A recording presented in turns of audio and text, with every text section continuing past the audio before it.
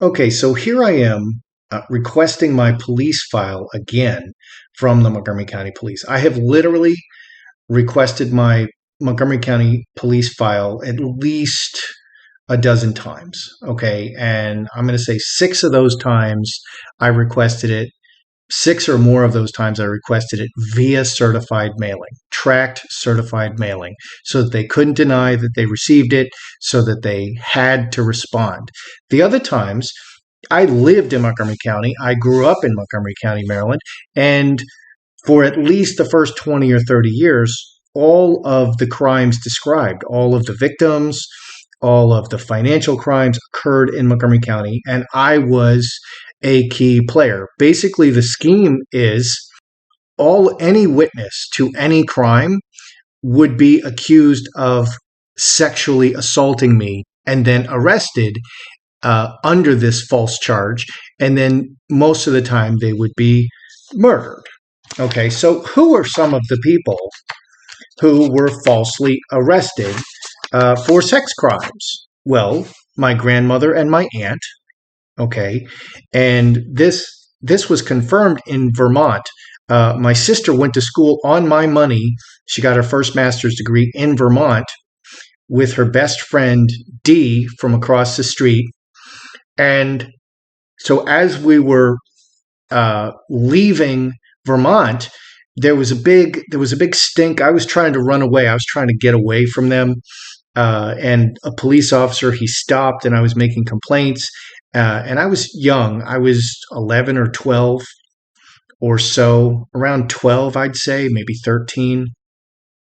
And during the course of his quote investigation, he identified both my grandmother and my aunt as convicted pedophiles, and he gave the level out. Okay, convicted, and it was pretty high level. And he says, I cannot legally allow this boy, me, to be transported by two convicted pedophiles. And they were my grandmother and my aunt. Who were they convicted of sexually molesting? Me. Did they do it? Of course they didn't do it. Right across the street from the house where I grew up, Mr. B and Mrs. B. Now, right next door is the body. They live right next door to where the body of the Boy Scout is buried. I lived right across the street. Just to our right, if you're looking out the front door, immediately to my right, Mr. R. Okay, he confirmed to me that he was convicted of felony sexual assault on me. And he tried to kill me, of course. Did I accuse him? Did he ever do anything to me? Of course not. He was a good man. Right on the other side, Mr. T. They gave us the big vicious dog that was so useful in killing people. He was definitely arrested, and they moved away very, very quietly. Mr. T and his wife. Okay. Mr. D, my best friend for a couple of years growing up, his father tried to help me. He was a lawyer, and he's like, oh, I'm going to resolve all this stuff. I'm going to get you your inheritance, and these people are not going to be able to hurt you anymore. And I'm like, okay. And he took steps to adopt me, to become my guardian. They arrested him for felony sexual assault on me, so he couldn't be anywhere near me. And then later, they snatched him, they kidnapped him in my presence, and he was murdered. And his wife took out a $1 million life insurance policy on him immediately before that. My father did this 4 times that I'm aware, where the wife took out a $1 million insurance policy, and then he murdered the husband. So this is the scheme. This is how they did it. Literally, every single person that I ever witnessed any crime against, every kidnapping, every shooting, every stabbing, every single person who ended up in my father's basement in the house I grew up in was falsely arrested for sexually assaulting me. Every single person. Several of my relatives, from Chicago, and every time they did this, they would immediately, at the arrest, they would always try to create a confrontation, and they would hand that person a gun and say, see what this boy did? You can shoot him. We won't say anything. And, we'll protect you. And they even killed a uniformed cop this way.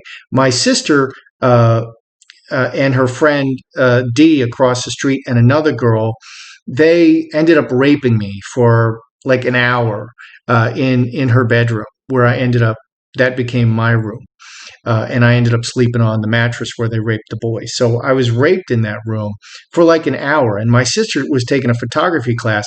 And so she documented the rape, click, click, click, click, 2 whole rolls of film. And a police officer, a Montgomery County police officer, was in the house. I think this was the night of my grandfather's murder. And he came upstairs because there was a tussle. There was a fight. I was fighting them. 3 women who were, my sister was 11 and a half years older than me, 12 years older than me. So they were almost college age, and I was like 10. So I was less than half their size. Plus I was being starved. So I very easily overcame 3 grown women as a starved 10-year-old boy, under 70 pounds, and they had a huge kitchen knife. I very easily overcame 3 grown women. It's fun. So just remember how equal we all are. Anyway, so this cop, he came up. I told him what was on the film, that she had documented the entire rape on that film. This is before, it was not digital. This is long before digital. And so he seized the film, and he had it developed, and the entire rape was documented on that film. And they subsequently forced my sister, this is how cold-hearted she is, she forced her boyfriend at the time, who wanted to marry her, and he extracted a promise from her to marry him. He's like, okay, I'll admit to this if you will marry me. He'll admit to raping me, okay, and sodomizing me, which he didn't do. He had nothing to do with it. And then they forced him, his name was R. They forced him at gunpoint. They tied him up. They raped him. They beat him. They set the dog on him. They put a knife to his throat, guns to his head. They punching him in the face. And they forced him to sign several blank pieces of paper, over which they typed a confession and turned that confession into the police. And my sister was in on this. She invited him over, her fiance. She invited her fiance over, and he was tied to her chair in the kitchen. And so this cop, he knew that this was all a lie. And this cop was trying to save me. He was trying to get me, I don't even know his name. He was trying to get me out of my house. He was trying to get me into some relative's house or into foster care. So he knew all about the false charges against R, my sister's fiance. So he and another officer came to arrest my sister, and he went to the state's attorney, the district attorney. So the district attorney knew, and he brought 2 other officers, and he came to arrest my sister and her friends and identify them, because he had the rock solid evidence. And when he came to arrest them, my mother, of course, called my father, and my father called his gang. And so all the dirty cops came, and he was the good cop who had all the evidence and went to the district attorney. He was arrested for felony sexual assault on me, and they all swore it. And then later, like a week later, my father and his entire gang went to his house. He was suspended as a police officer because he was under investigation for sexually assaulting me, which I strenuously denied. But they would just always send the dirty cops. Nope, that's what he said, says strong cop. Nope, that's what he says LGBTQ female cop. I wouldn't lie. I'm an advocate for the lesbian, bisexual community, and I think this boy is gay. They would say that I was gay. That was part of it. But she would never help me. She's a murderer. And so they went to his house, and his wife and his small baby are in the other room. And they shut the door. He was in a separate room. They shut the door. They put a gun in his mouth, under his chin, and they blew his head off 4 cops, in uniform, in the man's house with his wife and baby in the other room. And I want you to think about this.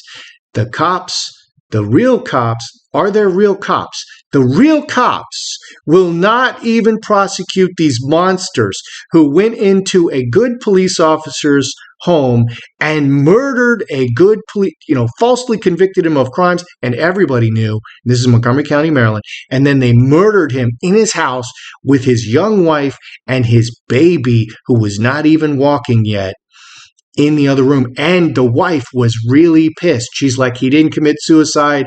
I know he didn't. I heard a struggle. And she tried to do things. My father may have actually murdered and disappeared the wife and the baby.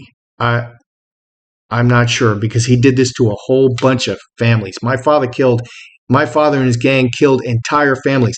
And this is what these monsters are not investigating. I want you to understand this. Okay, so let's get right into the letter. Basically, I sent a request to the custodian of records, and I checked with them to make sure I sent them all the right information. And then I sent it to all the people who run Montgomery County.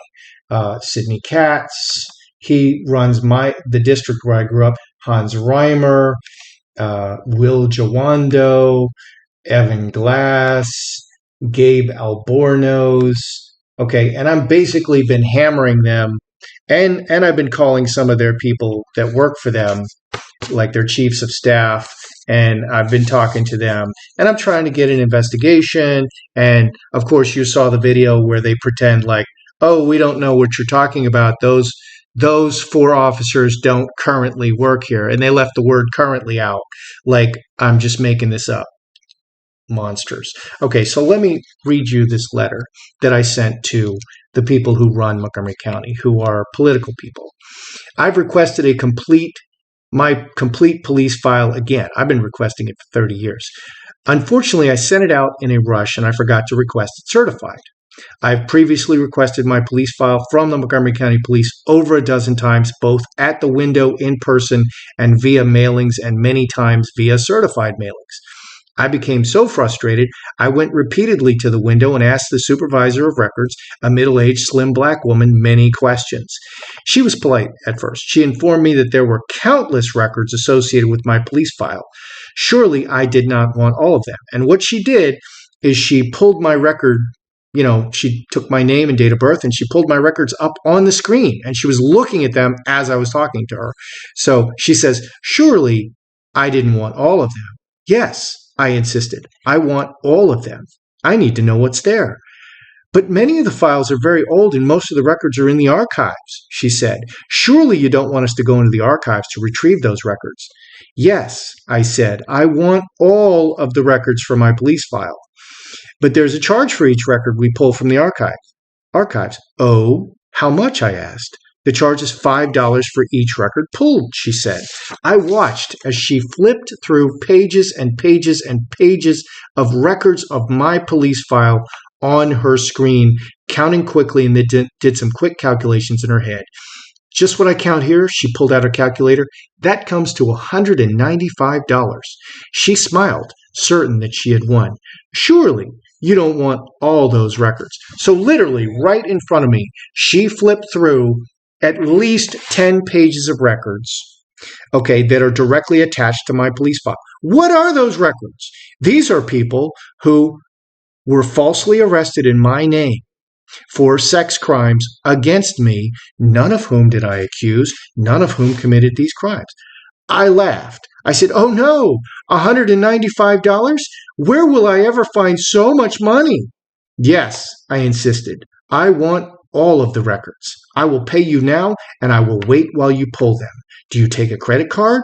Okay, this is like the 6th time I've requested these records, and I'm standing right in front of her at the police station, behind the 6 inches of bulletproof glass. No, we only take a money order. No cash either. I'll be right back with a money order, I said. I don't know if that's the right amount, she said. There are probably more records. More records. I only counted the first 10 pages. That's fine, I said. Tell me how much and I'll go get a money order right now and come back. She froze. and she glared at me through the bulletproof glass. "I'm busy," she said. "I don't have time to count now." "Okay," I said. "Delegate this to someone on your staff." There were 3 or 4 people back there. "I don't want to bother you." She froze again, glaring at me. "There isn't anyone who can assist you now." "Fine," I said. "Then I'll get you a money order for $500. And if it's less, then you refund me the difference. If it's more, then you tell me how much and I'll get you another money order." "That's not how it works." She didn't move. "Then how does it work?" I said. "It's my right to get my own police file, right?" "Yes," she admitted. "Then I'm requesting my police file."